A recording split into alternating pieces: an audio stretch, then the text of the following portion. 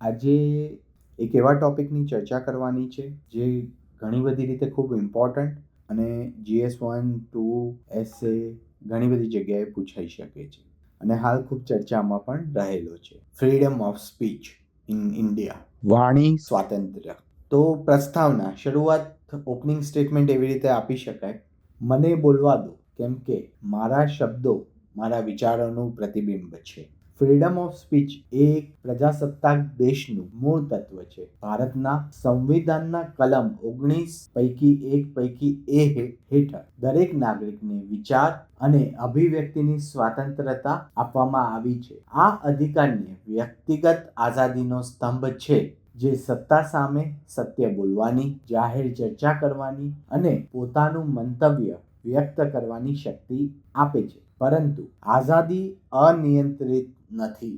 ભારત સરકાર કલમ 19 પૈકી 2 હેઠળ રાષ્ટ્રની એકતા, ગૌરવ, શાંતિ, નૈતિકતાના હિતમાં સીમિતતાઓને લગાવી શકે છે. આનો ઉદ્દેશ્ય એ છે કે સામાજિક સુખ શાંતિ જળવાય અને અપ્રિય પરિસ્થિતિઓ ટળી શકે. આજના સમયમાં સોશિયલ મીડિયા અને ઇલેક્ટ્રોનિક માધ્યમના પ્રભાવથી ફ્રીડમ ઓફ સ્પીચ વધુ મહત્વનું બની ગયું છે. કેટલાક પ્રસંગો એવા બન્યા છે જ્યાં અપશબ્દો, ધમકીભર્યા ભાષણો, તથ્યવિહીન સમાચારના કારણે સમાજમાં અસ્થિરતા ફેલાઈ છે. તાજેતરમાં યુટ્યુબર રણવીર અલ્હાબાદિયાના વિવાદ પણ એ જ ચર્ચાનો એક ભાગ છે, જ્યાં વિચાર અને જવાબદારી વચ્ચેનું સંતુલન તોડાયું છે. શું વાણી સ્વાતંત્ર્ય સંપૂર્ણ હોવું જોઈએ અથવા તેની કોઈ મર્યાદા હોવી જોઈએ?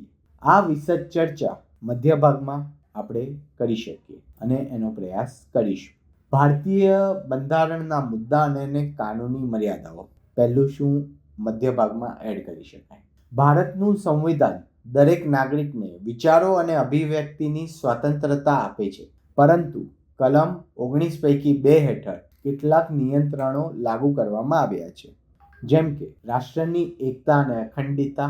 ઉદાહરણ આપી શકાય: વિદ્રોહી અને વિભાજનકારી પ્રવૃત્તિઓ પર પ્રતિબંધ મૂકવા માટે, રાષ્ટ્રની સુરક્ષા માટે, જેમ કે આતંકવાદી સમર્થન અથવા હિંસાત્મક પ્રવૃત્તિઓને રોકી શકાય એ માટે, પરદેશી રાષ્ટ્રો સાથે મિત્રતા જાળવવી. ઉદાહરણ: કોઈપણ દેશ વિરુદ્ધ ખોટી માહિતી ફેલાવવી ન જોઈએ એ માટે, સામાજિક અને ધાર્મિક શાંતિ જાળવવા. ઉદાહરણ સ્વરૂપે હેટ સ્પીચ અને કોમ્યુનલ ઉશ્કેરણી. નૈતિકતા અને સંસ્કૃતિ જાળવવા.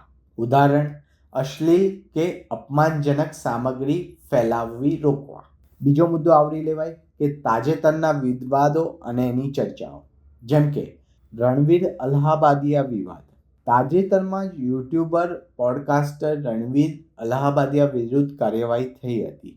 ઇન્ડિયા ગોટ લેટ શોમાં તેણે એક વિવાદાસ્પદ નિવેદન આપ્યું હતું, જે અશ્લીલ અને નાબાલગ વિરોધી ગણાયું.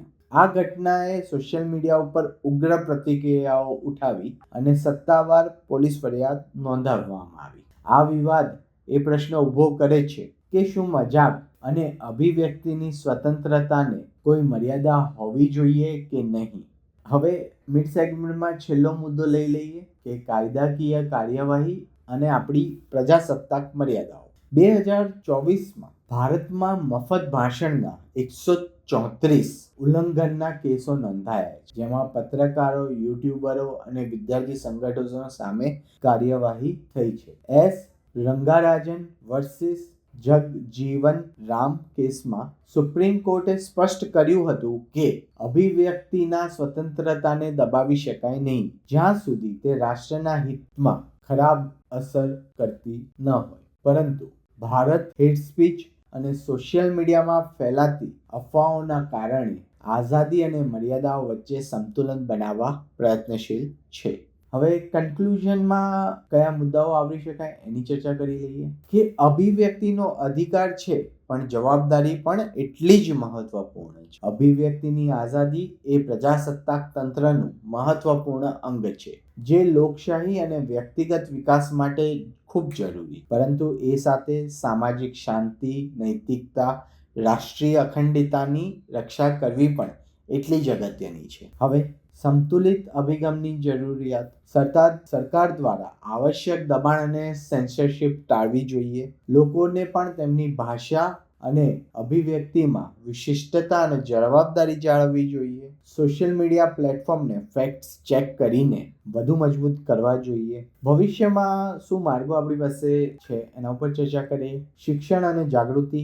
લોકોમાં વાસ્તવિક અને અફવા વચ્ચેનો ભેદ સમજવો જોઈએ. વિવેકપૂર્ણ નીતિ. વાણી સ્વાતંત્ર્ય એટલે ફ્રીડમ ઓફ સ્પીચ અને હેટ સ્પીચ વચ્ચેના અંતરને સ્પષ્ટ કરવા માટે કાયદામાં સુધારો કરવો જોઈએ. જવાબદાર મીડિયા અને સોશિયલ મીડિયા પ્લેટફોર્મ્સ. ભાષણની આઝાદી માટે જવાબદારી નિભાવવી જરૂરી છે. અને કન્ક્લુઝનનો અંતિમ વિચાર એવી રીતે લખી શકાય કે સાચી લોકશાહી એ છે કે જ્યાં લોકો પોતાનું મંતવ્ય ખુલ્લેઆમ રજૂ કરી શકે, પણ એ સાથે સાથે પોતાની જવાબદારી પણ સમજે. ભારત એક સંતુલિત દેશ છે જ્યાં ફ્રીડમ ઓફ સ્પીચ અને મર્યાદાઓ વચ્ચે એક નાની રેખા છે. આવા વિવાદો અને કાનૂની મુદ્દાઓ વચ્ચે આપણા માટે સવાલ ઊભો થાય છે કે આપણે કેટલો ખુલ્લો વિચાર અને બોલવા માટે તૈયાર છીએ અને કેટલું મર્યાદાઓ હેઠળ જાળવવું જરૂરી છે. દોસ્તો, આપણે પ્રસ્તાવનાથી લઈને કન્ક્લુઝન સુધીની ચર્ચા કરી. કયા કયા મુદ્દાઓ આ પ્રકારના પ્રશ્નમાં આવરી શકાય એના ઉપર ચર્ચા કરી. ફરી મળીશું. જય હિન્દ, જય ભારત.